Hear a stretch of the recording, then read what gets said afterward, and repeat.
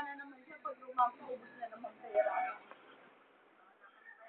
Tapos kinabukasan, gano'n na naman. Sabi ko, bayaran mo na yung sa tindahan, nangutang pala ulit. Kapal talaga. Wala na daw siyang pera.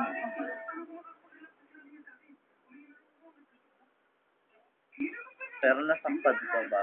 Pag kumain nga siya, lumag hindi nga kami inaalok sa kanya. Kung may pera, bakit? Nangaba siya. Kami lang ba niya alam kumain?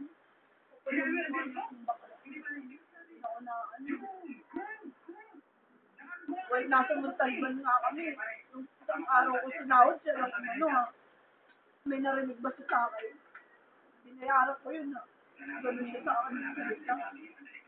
Yabang. Balik na rin yung pa ako. Natitira sa kanya, hindi mo pamasahe na tutira.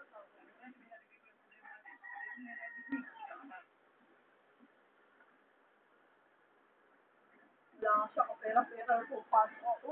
120 pera ko. Ayaw niya ako palabasin ng pinto hanggat hindi ko binibigay yung dose. Tapos pag siya may pera, ganyan niya. Galit pa siya. Pag maaalala mo, niupang siya. Tapos sila kakailangan,